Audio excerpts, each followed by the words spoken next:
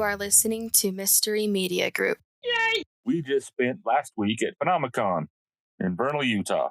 Yes, we did. We had a great time. It was one of the best weekends I've had in a really long time. That's how cool it was, because I've had some pretty awesome weekends. When you're surrounded by fellow weirdos, I don't know, maybe it's just different. Like family. It's just like family. It is. Except you like them better. Everybody's there to have a good time. We want to talk about the same stuff. Michael was actually very outgoing, and he introduced himself to people, which is, I've never seen him do, I don't think. Don't do it very often. I was excited to see some of those people, though. Me too. Right in the heart of Skinwalker Ranch and dinosaur country. I mean, the Uinta Basin is a hot spot for UFO activity. And I mean, we've talked about this several times about how we went there in the summers, and our uncle, who was a sheriff, had so many cool stories. And I think that a lot of those stories are kind of what got me interested in the paranormal, especially UFOs, because in the 50s, 60s, I mean, he was taking UFO reports every week or more. That is a neat area to go to. There's so many things to see and so many things to do. And it's kind of a little town. I was surprised they had such a big convention in this little town.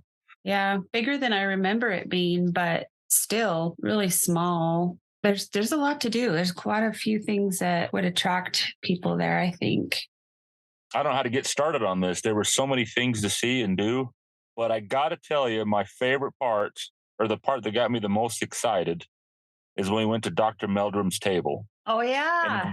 And we looked on the table and we saw a hat on the table that had his pins on it. It was one of our hats that we gave him last year. Yep. And he's been using it. It looks like he's been wearing it too, because it's kind of dirty. He has. But he uses it to put his Bigfoot. He has Bigfoot pins, and he was looking for a way to display those. So he put them on our hat and stuck it on his table. I was so excited to see that. Me too. When it comes to a Bigfoot expert, nobody can top Jeff Meldrum. So no. When we gave him our hat, I figured he'll just throw it on the shelf and he'll never see it again. So I was really excited to see that he was using it. And I mean, that was good advertisement for us. Yeah. Hundreds and hundreds of people want to go see Jeff Meldrum's table. And he's the coolest dude out there.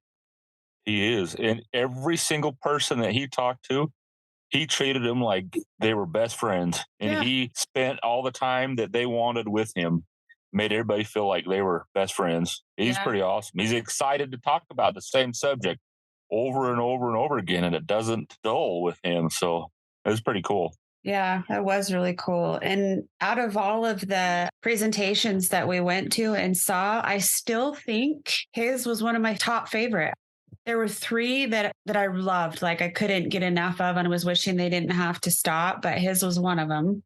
Mm-hmm. And I always tell people, if you don't believe in Bigfoot, after you hear Jeff Meldrum speak, you will believe in Bigfoot.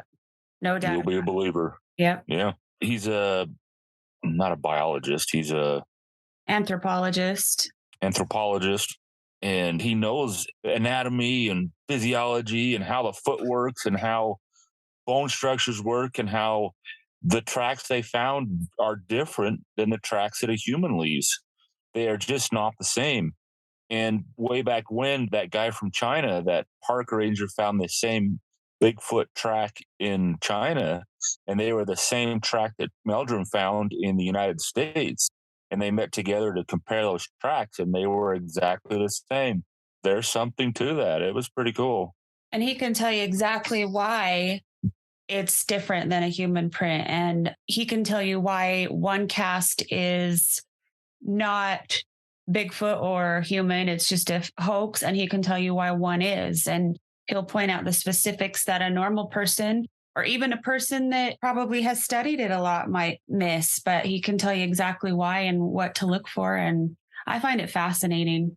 You got to be pretty smart, though, to be able to follow everything he talks about, because he's a smart man. He is. He uses a lot of big words. Yeah, he does. He can speak so eloquently, and he doesn't mix up his words like we do. He can just talk, and he's very confident in his abilities to, say, this is why I think it's fake, or this is why I think it's real. And he doesn't really care what anybody thinks. He's just who he is. Yeah, I noticed that that weekend. He doesn't care. Nope. This is what I think. This is based on science. And And that's how I roll. And I found it really interesting too that he's a firm believer that Bigfoot is a biological creature. So I've been to three or four of his presentations, and one of them was about, how he kind of broke down the Patterson Gimlin film. But this one was, there's people want to know, well, how many are there? Like, is there a huge population of them? Why haven't we seen them? Blah, blah, blah. And he basically broke it down, very scientific method that he used. In the state of Utah, there's roughly 44 Sasquatch here.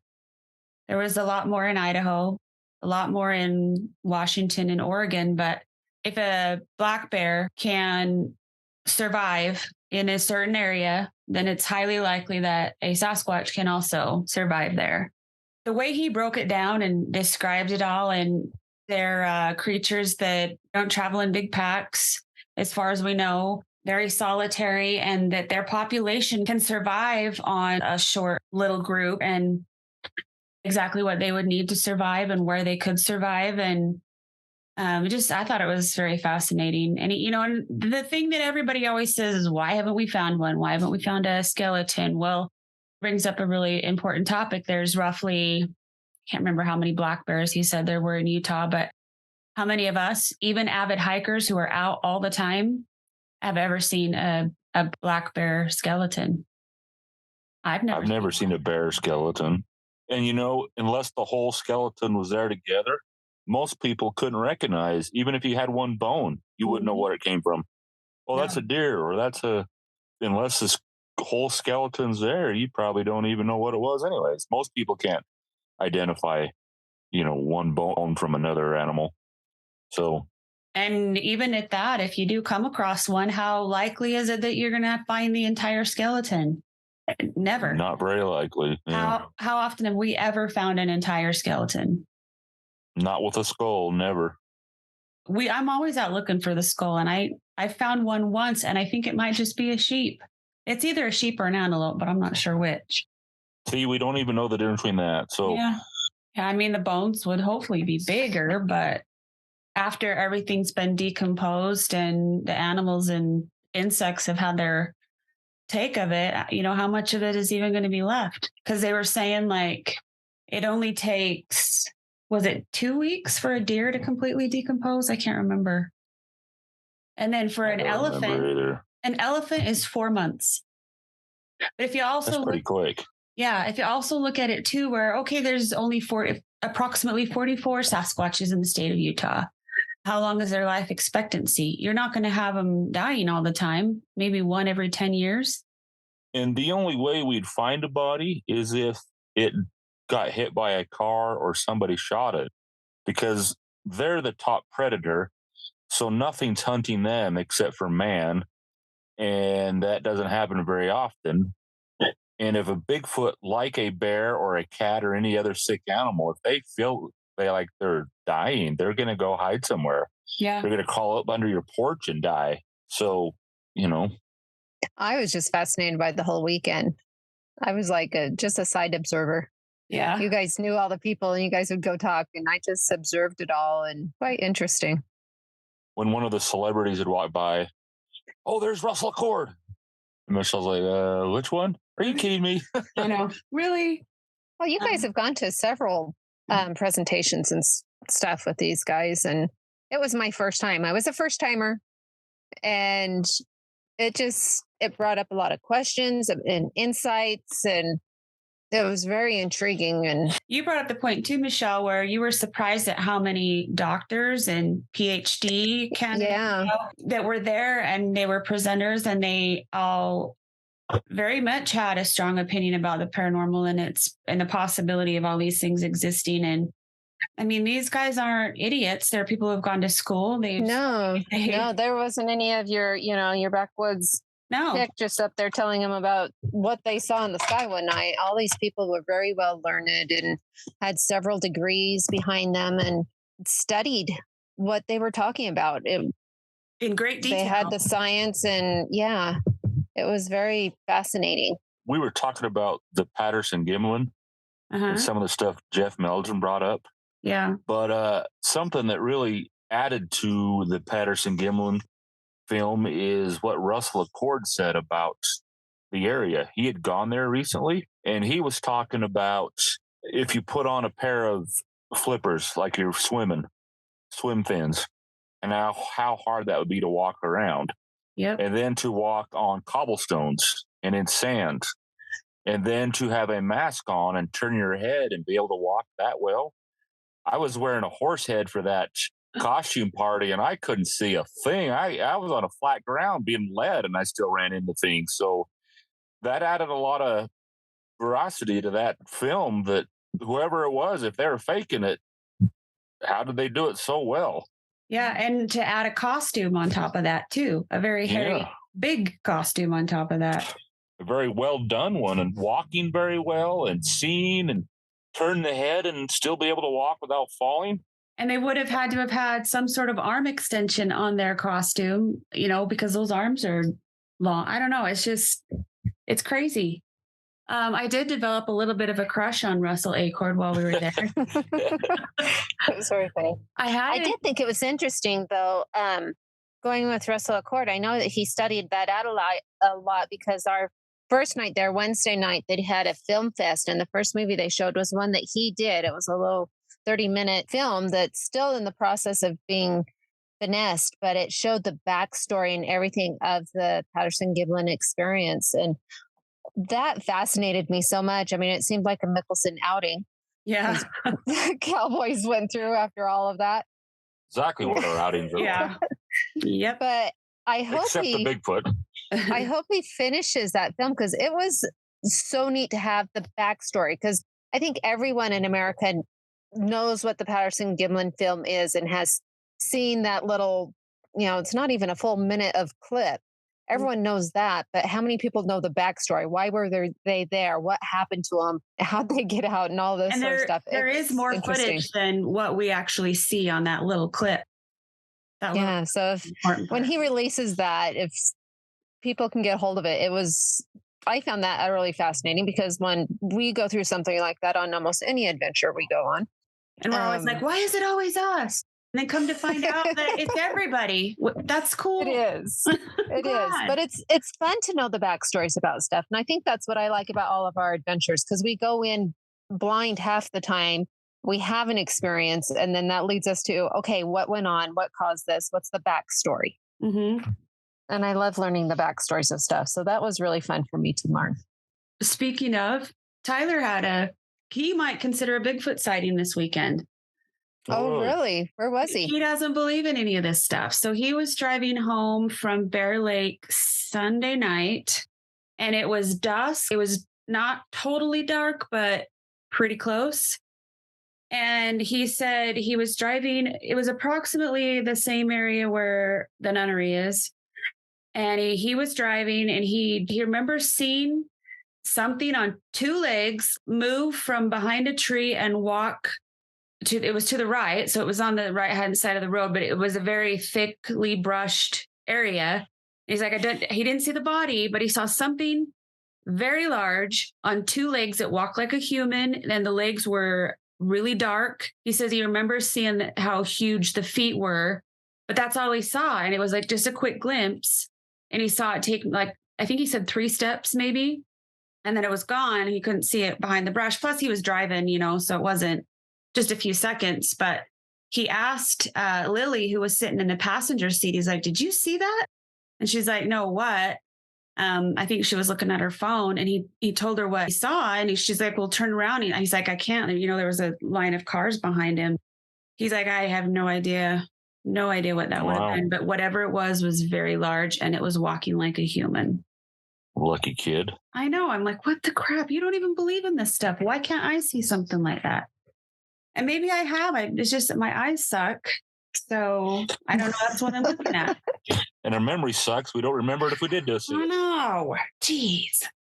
But yes, I loved Jeff Meldrum's presentation again.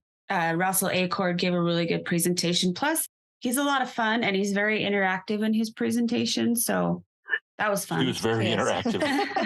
He stole your Coke bottle off the table to use for a prop. He did. And then I had him sign it afterwards, and I haven't drunk out of it. There's like maybe a third left or something. It's sitting on my shelf. I'm not drinking it again. It's sacred now. Very sacred. He used it as his bear spray Bear story. spray story. If you've never heard Russell Acorn's bear spray story, it's quite entertaining. I like the question he posed in his presentation, though, because he was like, who are 100% believe that it's true, you know? And then he's like, who's open to the possibility? Right. It was very interesting.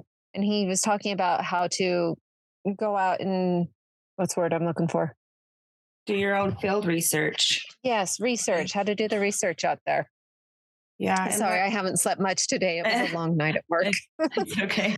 Yeah, I mean, like what you should take with you and what works and try new things and what he's found didn't work and things like that. So I thought that was kind of fun. You know, if you're going to go out, this is what you should know and this is what you shouldn't do. And he always pointed out that, you know, there's not one single piece of evidence out there to clearly state that, yes, this is true. He's like, you have to gather stuff. You can't just rely on one piece. You have to have multiple sources and documented data and information. Because if you have just the photo, well, that's good evidence, but is it proof? But if you have the photo, you have the cast of the footprint, you've got a hair sample, the experience, all that together is pretty compelling. Which brings me to Dr. Mayer and how she never once said in her talk, yeah, Bigfoot is real, but the possibility of it existing, absolutely. She was the first female correspondent for National Geographic, and she's been on expeditions and she's discovered hundreds of new species. So is the possibility that a new species could be discovered? For sure. That's absolutely possible.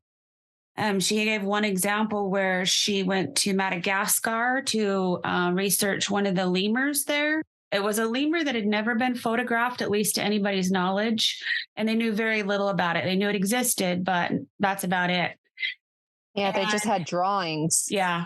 So she set out on an expedition to learn more and study this lemur. And when they arrived in Madagascar, they knew of 30 species of lemurs, if I want to say. But by the time she left, they had discovered another 70. So there was 100 total lemurs that they had discovered in Madagascar alone, 70 of them, which they didn't know existed. And they were able to find the lemur that they had been looking for. They were able to collect blood and hair samples and tissue samples, whatever it is that they do to study it and take photos and research its behavior and document that and everything. So I found her talk to also be extremely fascinating. She was right there on my top 3, not only because of all of her knowledge and expertise, but because how many women get that opportunity and that chance? Not many. I was just amazed by everything she's done. I thought it was funny that her mother wouldn't let her join the Girl Scouts because it was too dangerous. Yeah. And so her first camp trip was in Madagascar, wasn't it? Something like that. She just wasn't afraid to go out and, you know, what needed to be done to document these species. And I bought her book and I've been reading it. And she talks about how when she was little, she just loved animals and birds and she couldn't get enough of being outside. And she literally would conduct her own field experiments and stuff while she was a little kid, not even really knowing that's what she was doing. But she would find a turtle on their doorstep or whatever and bring it in and hide it from her mom. So her mom didn't know. She had this little zoo in her house. And I guess she had collected a bunch of bugs and kept them under her bed. And one day when her mom was cleaning out under her bed, she discovered them and about had a conniption because of all the live bugs that she had in her room.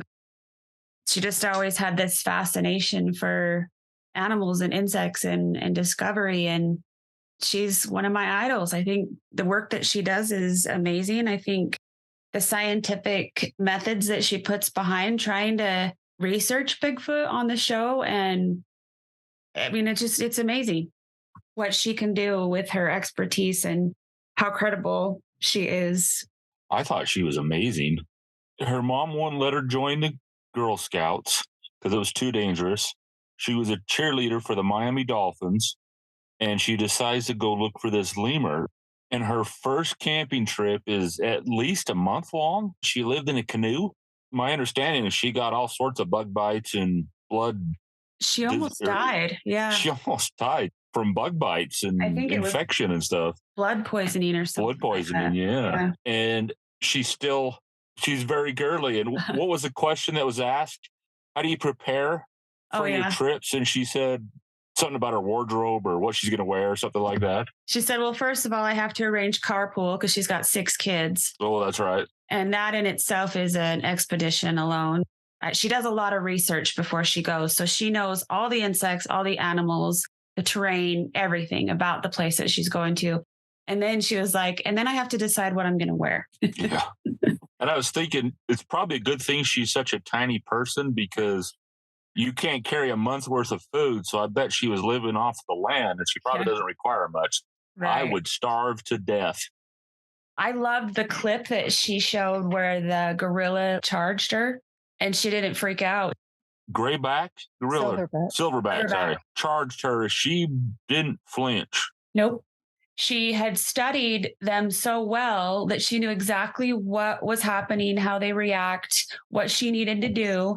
And she does that with each species that she encounters. And to be able to learn all that and be able to remember everything, I just find fascinating. And in the heat of the moment, I enjoyed her presentation a lot. Yes, she did a great job. My third and final favorite was Travis Taylor. He is the lead scientist for the Skinwalker Ranch team that's on the History Channel. I mean, that guy is so smart. He has, I think he's got his PhD in astronomy. Well, he has a master's in astronomy, a master's in physics, then his PhD in aerospace engineering, I think. Something electrical like engineering. Electrical engineering. Something like that, yeah. I'm sure I could look him up and give you the exact details, but it doesn't really matter. But he knows his stuff. And for him to say, yes, UFOs exist. No, they're not our government. I know what exists in the government. Yes, there's definitely something going on at Skinwalker Ranch, and we're on the verge of discovering what that is. I just think it's amazing. And to hear him talk about how Skinwalker Ranch has become this huge laboratory for UFO activity and all the things that they've discovered and all the things that they have yet to discover. I mean, I could have listened to him all day long. I really liked how he's able to describe, for example, how the UFOs are able to manipulate the atmosphere around them so that they basically make the atmosphere go around them. They're not actually going through it. And he described how that What was that possible. Called? Let me see if I have it in my notes. Do you remember, Michelle? He had a word for it that was interesting because Einstein talked about it, how they could bend the light to go around it so that you were invisible, cloaking. Yeah. And he had a term for it. And he witnessed a UFO go into the ocean and pop back out. And so, that would destroy anything else. But as fast as it's going, there's no way any of our aircraft could hit that water that fast and not be shattered to pieces, let alone come out the other side without making a splash. Yeah, I put cloaking and how the light bends around the object rather than go through it or around it. The guy used all sorts of big words and he explained electrical theory and engineering and how this and that. And he didn't even have a note card. No, he just... I couldn't pronounce some of those words if I was looking at the word and heard it 10 times first. The other thing, too, that I thought was fascinating is he described how the first day that he went out on the ranch and they were measuring these very large microwave readings that were very abnormal. And he's like, could these high microwave readings be what is helping the cloaking work on these objects? But he described how, if you have a wire that's rubber on the outside and copper on the inside, and you push that copper wire through the middle of that rubber wire and it came out on top, so it basically surrounds the rubber, that's what cloaking is. You're not changing how the physical object is itself. Yeah, basically like the topography of the object didn't change. but the copper is now used on the outside and is used as a conductor rather than the insulator. That is a very strong possibility as to how these UAPs are able to fly around and do such weird maneuvers and things that they do. So, can we as a society someday be able to also engineer these type of objects? And his answer was yes, absolutely can do that. And they may, Skinwalker Ranch might be the way that they learn how to do all this. He's like, if they can do it to water and they can do it to air, can they do it to something that has mass like Skinwalker Ridge, which people have claimed to see UFOs fly in and out of? Can they also do that with rock or with dirt or whatever? He also mentioned that the Uinta Basin has the highest gallbladder disease of anybody in the world.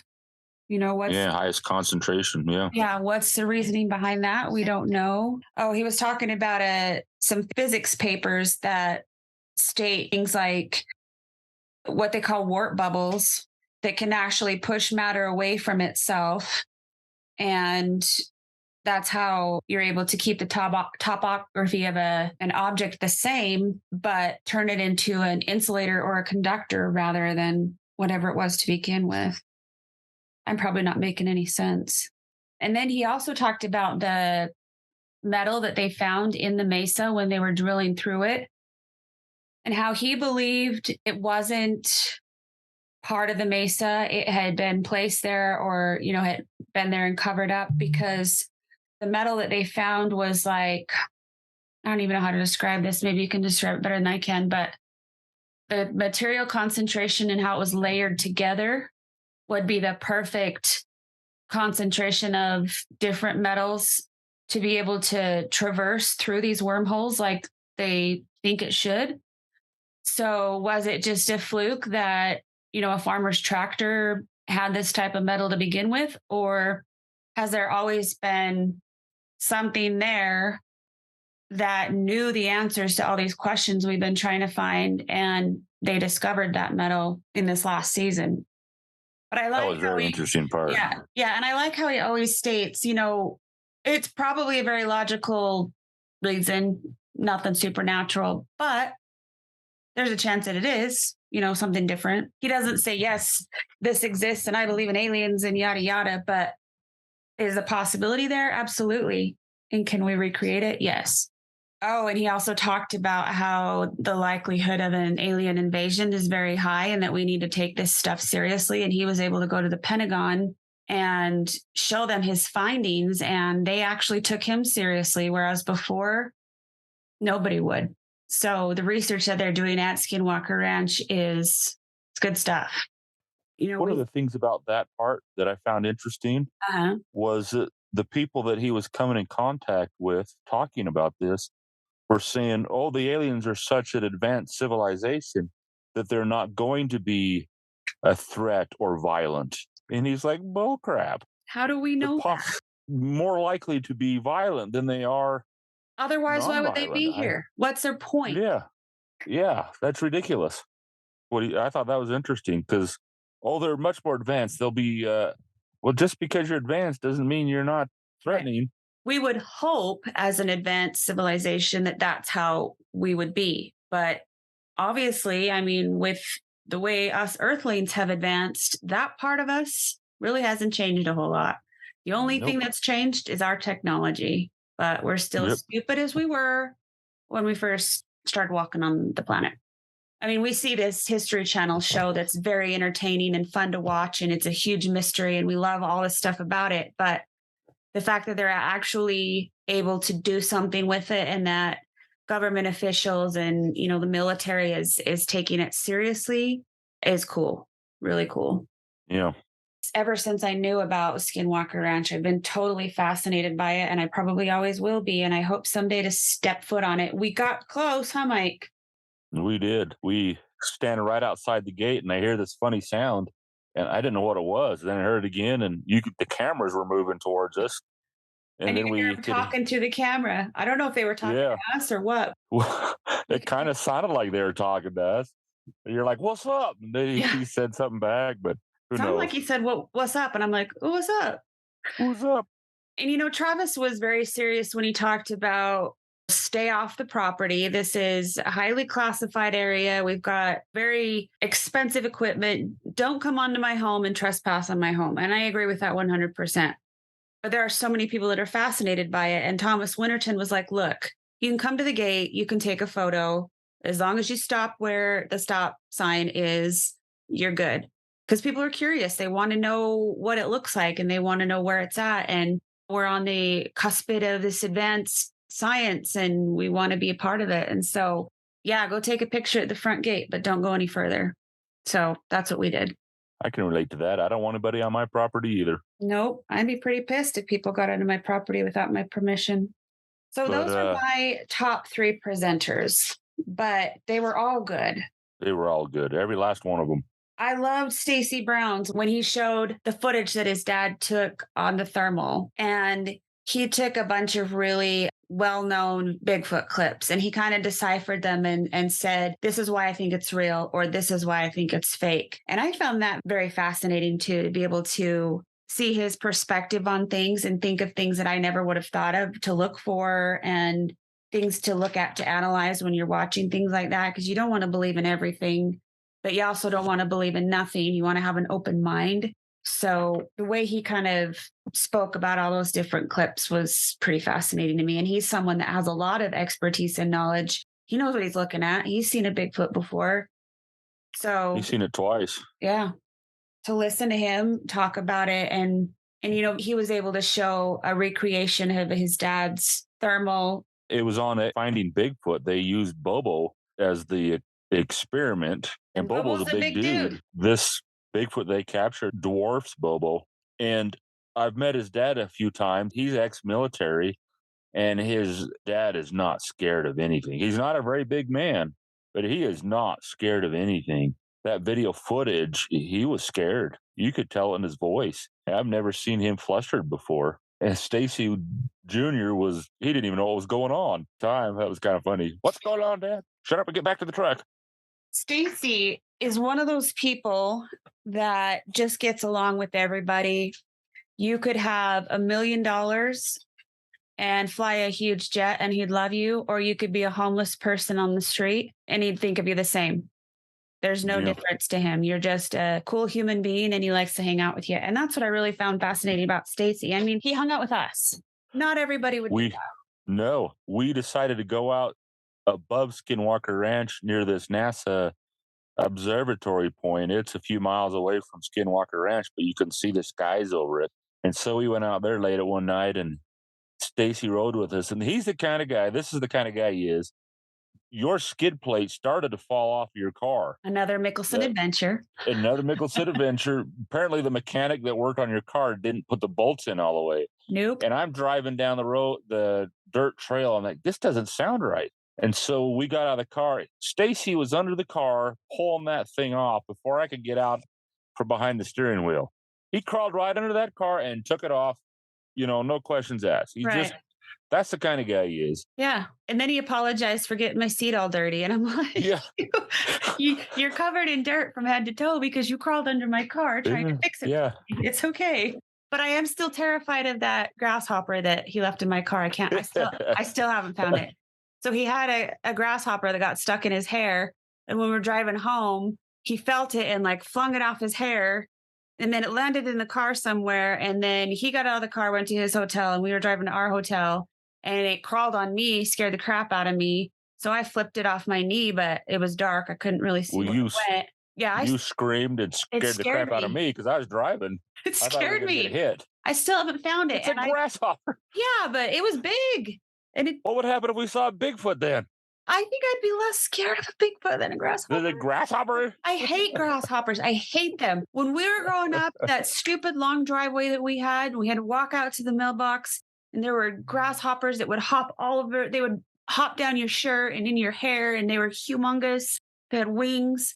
I mean, I hate those things, and I still haven't found it. And I vacuumed out my car, so I'm hoping it got out somehow when we opened the car, but It's coming for you. And the whole way It's home, I'm coming. driving home, 4-hour long drive, and I'm thinking the whole time, I hope that grasshopper doesn't jump on me and I crash my car.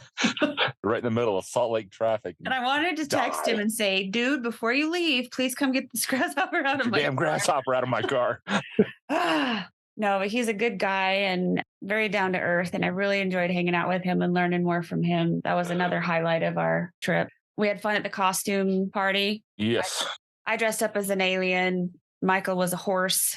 And Michelle was the farmer. We took some cool photos, ate some good food, danced a little bit. And then we went on our own little adventure with our costumes and fueled up at Maverick. And they sponsored us in their story. We drove out to Dinosaur National Park. Yep, Dinosaur National Monument. Found some full moon. It was the full harvest moon, and it was gorgeous. It was like spectacular. Bright gold in the sky. It was huge. It was a cloud-free night, stars in the sky. We pulled over by the river, and you could see the geese and ducks in the water. You could hear the elk bugling. It was beautiful. I love hearing the elk bugle in the fall. That's one of my favorite things. And then we found petroglyphs. That was a fun night. It was. Nothing spooky wasn't as windy, happened, but still fun. Yeah, we didn't see any alien or spaceships. I was very disappointed. Me too. I really wanted to see one when we were out of the NASA site. Yeah, we're with Stacy Brown. We need to see a Sasquatch or a UFO, but we didn't see the one. We got out of that car, and within 10 minutes, he was probably a mile away. Yeah, exploring. Yeah, he was having a great time. Took off with your flashlight and your hoodie. Yeah, I'm glad he had a good time though. Yeah, Michael made friends. It's very rare for him. That was. I don't know. There were a couple that were out there, just like-minded kids. Yeah. We had a great time. They were really cool. He had his metal detector out, and So next year when we go, you need to bring your metal detector and your thermal. I can't believe you didn't bring either of those.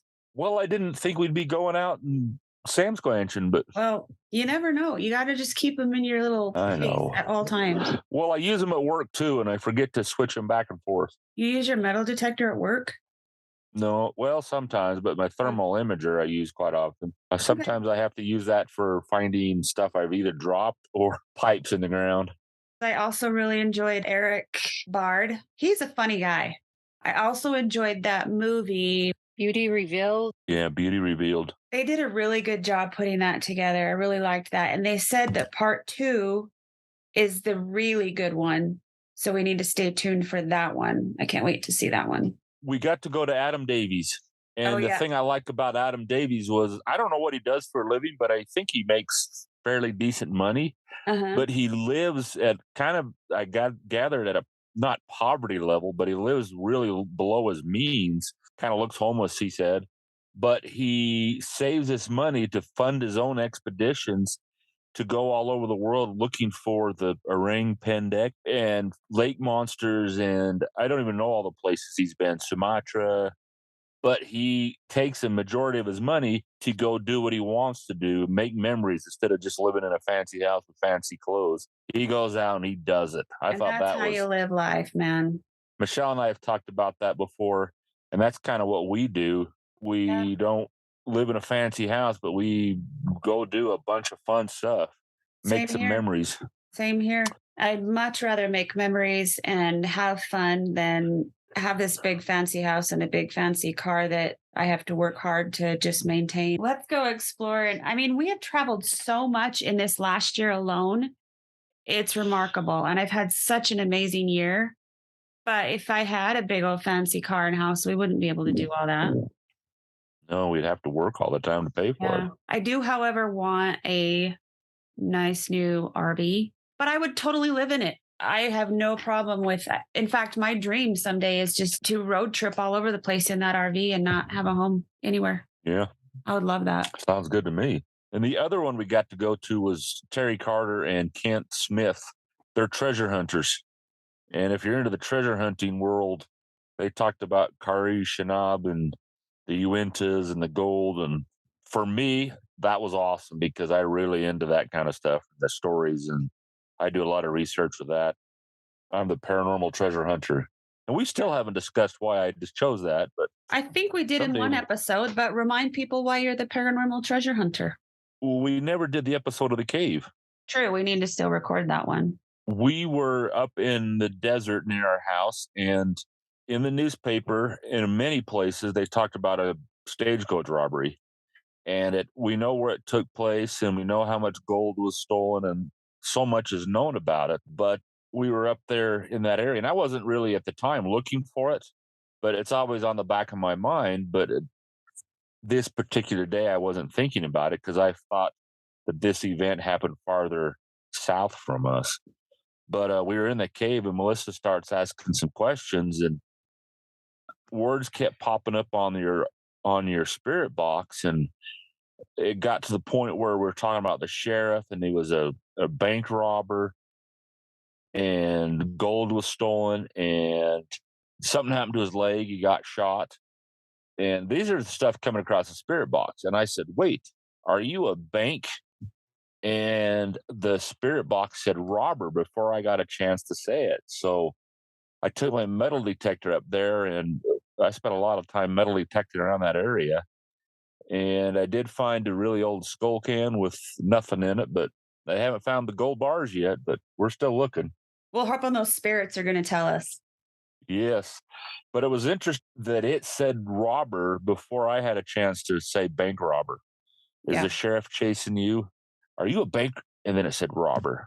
Yeah. And we're going to explore that avenue some more, I think. I mean, who doesn't want to find a treasure? Yeah, especially when the dead bandit told you where it was at. Exactly. What's cooler than Man, that? what's cooler than that? You- Bigfoot tell me where it's at, but Yeah.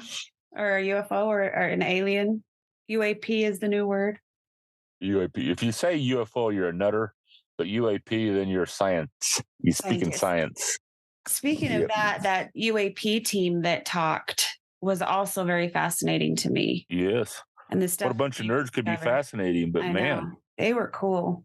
Yeah, so if you get the chance to go to Phenomecon, highly recommend it. For the price, you get a lot of bang for your buck. They did a really good job putting it on. It was a fun weekend. Yeah.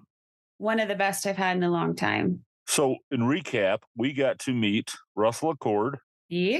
Jeff Meldrum again, Maria Mayer, Bryce, Johnson? yes, from Expedition Bigfoot. What a nice guy. Yeah. Super nice guy. Then Thomas Winterton and Eric Bard and And Dragon? Dragon and Travis Taylor. They're all from Skinwalker Ranch. Stacy Brown, he's awesome. Oh, Greg Lawson. Man, his was good too. Really good. His stories. Yeah, I bought his book. I can't wait to dive into it. Adam Davies, Mhm. Terry Carter, Kent Smith. I mean, there was a ton of people there. And one thing I wanted to mention for whoever's listening to this, when Thanks, you go Mom. to these, yeah, thanks, Mom. When you go to these kind of events, say hi, take your picture with them, but there's a ton of people who want to see them. And these guys get inundated every day with questions. So ask a question or tell them a short story, but keep it brief because there's 100 other people who want to speak to them too. And these guys I imagine they get tired of hearing the same old every time. So Yeah. be respectful of them, keep Yeah. it brief, say nice things, and move on. Agreed. So that's our Phenomecon adventure. If you enjoy our show, please like, subscribe, and leave a 5-star review. For more information, you can visit www.destination-mystery.com. Find your own destination. And solve the mystery.